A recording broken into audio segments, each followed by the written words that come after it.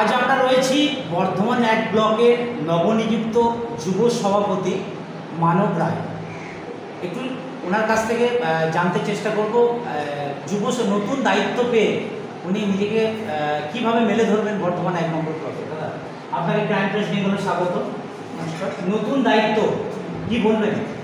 প্রথমেই ধন্যবাদ জানাই বাংলার অগ্নিকন্যা জননেত্রী আমার বাংলার মা মমতা বন্দ্যোপাধ্যায়কে নমস্কার প্রণাম এবং ধন্যবাদ জানাই ভারতবর্ষের যুব সমাজের আইকন আমাদের সবার বাংলার এনার্জি অভিষেক বন্দ্যোপাধ্যায় মহাশয় এবং ধন্যবাদ জানাই পূর্ব বর্ধমান জেলার যুব সভাপতি রাজবেরি হালদার মহাশয় এবং আমার নেতা রাজবেরি হালদার মহাশয় এবং বিশেষ ধন্যবাদ জানাই নিশীথ কুমার মালিককে। ওনারা না থাকলে আমি অত্যন্ত গ্রাম থেকে কোনোদিন 1 নম্বর ব্লকের যুব সভাপতি হতে পারতাম।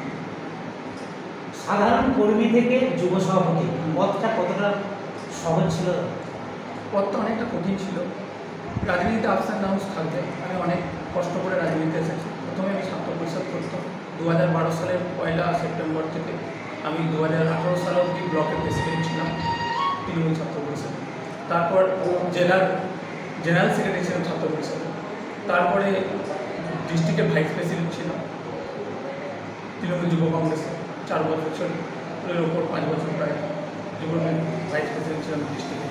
তারপর দল আমাকে ভেবেছে যে সংগঠন করার জন্য ব্লকের প্রয়োজন, তাই দল আমাকে এখানে পাই। দল যদি কালকে আমাকে বলে পোস্টার লাগাতে গ্রামে গ্রামে পোস্টার লাগবে, দল যদি বলে মই দিয়ে আমাকে ফ্ল্যাগ বাঁধতে ফ্ল্যাগ বাঁধবে, দল যদি বলে মমতা বন্দ্যোপাধ্যায়ের ফেস্টুনটা মাথায় নিয়ে গিয়ে ঘুরতে তাও ঘুরতে পারে। আমি দল অন্তত না, দল বাদে আমি কিছু বুঝি। এই যে আপনার কঠিন পরিশ্রম বা এই নতুন পদ পাওয়া, এই নতুন পদ পেয়ে আপনার সব থেকে মূল লক্ষ্য কী? প্রথম মূল লক্ষ্য হচ্ছে আমার যেটা বর্ধমান 1 নম্বর ব্লকের 9টা অঞ্চল আছে। দেখুন 9টা অঞ্চলের 197টা বুথ আছে। প্রত্যেক বুথ ওয়াইজ যুবকর্মী শুধু নয়, নবীন এবং প্রবীণ দুটো সংমিশ্রণ। এখানে আমরা কেউ আলাদা নই, কিন্তু নবীন প্রবীণ সবাইকে সংমিশ্রণ করে আমি করব। নতুন করে একটা সংগঠনটাকে নতুনভাবে বর্ধমান 1 নম্বর ব্লক 41,000-এর বেশি ভোটে 50,000 মানুষের আমরা লিড দিয়েছি 2024 সালে। সেটা ভুলে গেলে হবে না। আমাদের যেই প্রার্থী হল বিধানসভা নির্বাচনে আমরা 50,000-এর বেশি প্রার্থীকে লিস্ট দিয়ে দেবো। এটা আমরা অঙ্গীকারবদ্ধ। যেসব বুথগুলো দুর্বল আছে সেই সব বুথগুলো দল মাদারের প্রেসিডেন্টের সাথে আমি আলোচনা করবো। আমার জেলার যুব সভাপতি রাজবেরি হালদার মহাশয় যখন বলবেন আমি যে বুথে দুর্বল আছে ইয়াং ছেলেদের নিয়ে, আমার একটা লক্ষ্য আছে এভরি বুথ 20 ইউথ, 20 জন করে ছেলে নিয়ে প্রতি বুথ থেকে আমি প্রত্যেক বুথেতে 20 জনের নতুন করে দায়িত্ব দেবো। তাদের কাজ হবে সকালবেলা থেকে আমাকে ওই প্রত্যেকটা বুথে তাদের মানুষের যে সমস্যা, মানুষের কোনো যদি স্বাস্থ্য সংক্রান্ত সমস্যা হয়, কোনো প্রশাসনিক সংক্রান্ত সমস্যা হয়, রাস্তাঘাটে কোনো সমস্যা হয়, ড্রেনগত সমস্যা হয়, 20টা কর্মী সকালবেলা থেকে খবর নেবে এবং সন্ধ্যেবেলা থেকে খবর নেবে। প্রত্যেকটা 20টা করে কর্মী শুধু কাজ থাকবে প্রত্যেকটা পরিবারের খেয়াল রাখবে। প্রত্যেক 20টা ছেলেকে আমি খবর দেবো, প্রত্যেকে 10টা করে বাড়ির পরিবারের দায়িত্ব নেওয়া প্রত্যেক বুথে। নতুন যুব সভাপতির কাছে কোনো সাধারণ মানুষ বিপদে পড়লে যদি আসে, সশরীরে যদি হাজির থাকে, নতুন যুব সভাপতি ইন্টারভিউ চলছে, বেরিয়ে ফোন করছি, নতুন যুব চলছে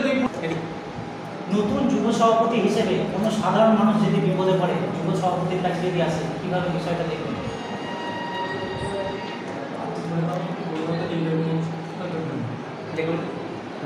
হ্যালো, নতুন যুব সভাপতি হিসেবে যদি কোনো সাধারণ মানুষ বিপদে পড়ে যুব সভাপতির কাছে যদি আসে, সেই বিষয়টা কীভাবে দেখবেন? আপনি হয়তো আমাকে আজকে সভাপতি হয়েছি বলে আমাকে এসেছেন, যারা সাংবাদিক বন্ধু থেকে আরম্ভ করে আমি আমার একটাই কাজ 365 দিনে হয়তো 700 বার হসপিটালে, কাউরি ব্লাড প্রবলেম, হ্যালো কাউরি ওই দাদাকে ইন্টারভিউ দিচ্ছে 2 মিনিট পরে কোনো ধরনের কোনো প্রবলেম হবে, তাদের ব্যাঙ্গালোর হোক, চেন্নাই হোক, ইন্দোর হোক, ব্যাঙ্গালোর, মুম্বাই, টাটা হসপিটাল হোক, যে কোনো জায়গায়, পশ্চিমবঙ্গের বাইরেও পশ্চিমবঙ্গের পিজি হসপিটালে এমন কোনো দিন নয় যে দিনটা আমি মানুষের সেবার জন্য হসপিটাল যাই। সেটা আমি মুখে বলছি না, আমি আমার এলাকাতে সমস্ত জায়গায় ক্রস চেক করব।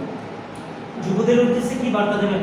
যুবকদের উদ্দেশ্যে একটাই বার্তা দেবো, ভারতবর্ষের জুড়ে নরেন্দ্র মোদীতে মিথ্যা প্রতিশ্রুতি দিয়েছে। আজকে দীর্ঘ 12 বছর ধরে যে গভর্নমেন্ট চলছে, গভর্নমেন্ট সবটাই ধামকা আর জুমলাবাজ, কোনোটার কথাবার্তার দাম নেই। পেট্রোলের দাম দেখুন, আর ডিজেলের দাম দেখুন। আজকে আপনি বেকারত্বের সমস্যা দেখুন, বলেছিল প্রতি বছর 2 কোটি চাকরি হয়েছে। আমি বলবো ভারতবর্ষের বেকারদের দিশা দেখাতে পাইনি। ভারতবর্ষের বেকারদের দিশা দেখাতে পেরেছে মমতা বন্দ্যোপাধ্যায় আদর্শিত হয়ে সব থেকে বেশি পশ্চিমবঙ্গেতে আইটি ইন্ডাস্ট্রি হচ্ছে, পশ্চিমবঙ্গের নতুন করে ইন্ডাস্ট্রি পশ্চিমবঙ্গে নতুন করে সাজছে পশ্চিমবঙ্গ নবরূপে। পশ্চিমবঙ্গ এখন একটা ইন্ডাস্ট্রির নতুন দিশা আসছে। দাদা একটু বিরোধীদের অপপ্রচারের বিরুদ্ধে কি করবেন? বিরোধীদের দেখুন যত অপপ্রচার করবে, আর মমতা বন্দ্যোপাধ্যায় অভিষেক বন্দ্যোপাধ্যায়কে যত ব্যক্তি আক্রমণ করেছেন, আপনারা দেখলেন 19 সাল থেকে 21 সালে নির্বাচন ছিল তৃণমূল কংগ্রেসের কাছে ক্ষমতায় আসার পর প্রথম সব থেকে টাফেস্ট নির্বাচন, one of the toughest election হচ্ছে 2019 সাল। 2019 সালেতে দিল্লি এবং ভারতবর্ষের সমস্ত বিজেপি শাসিত রাজ্যের মুখ্যমন্ত্রী থেকে নানা মন্ত্রীরা, হেন কোনো মন্ত্রী নেই আর হেন কোনো কেন্দ্রীয় মন্ত্রী নেই যারা ডেলি প্যাসেঞ্জার হয়ে গেলে পশ্চিমবঙ্গে ডেলি আসছে। কেন্দ্রীয় স্বরাষ্ট্রমন্ত্রী হয়তো পশ্চিমবঙ্গে বাড়ি ভাড়াও নিয়ে নিয়েছিলেন এবং নরেন্দ্র মোদীও তাই করেছিলেন, মাননীয় প্রধানমন্ত্রী। কিন্তু তারপরেও দেখেছেন কোনো নড়চড় হয়নি। বাংলার মানুষ উজাড় করে মমতা বন্দ্যোপাধ্যায়ের উন্নয়নের পাশে ছিলেন এবং মমতা বন্দ্যোপাধ্যায়ের প্রতি বিশ্বাস এবং ভরসা রেখেছে। 2026 সালের যে নির্বাচন আসছে, সেই নির্বাচন মমতা বন্দ্যোপাধ্যায়ের কাছে কোনো বিরোধীদের সাথে কোনো ব্যাপার নয়। যে অপপ্রচার যত হবে মমতা বন্দ্যোপাধ্যায় ভোট পাবে। আজকে ভাবুন তো, পাড়ায় দুয়ারে আপনার পাড়ায় আপনার সমাজ 80,000-এর বেশি বুথ, 80,000-এর বেশি বুথ যেভাবে আমরা উপকৃত হচ্ছে। দেখুন 27,000-এর বেশি ক্যাম্প 60 দিন ধরে চালবে এই প্রকল্প। তাতে আপনি বুঝুন যে কত প্রত্যেকটা মানুষের গ্রাস রুট অব্দি, তৃণমূল স্তর অব্দি আমরা উন্নয়ন পৌঁছে দিচ্ছি। অসংখ্য ধন্যবাদ। হ্যাঁ, আপনারা ভালো থাকবেন, ভালো কাটান, সাংবাদিকদের কোনো প্রয়োজন নেই।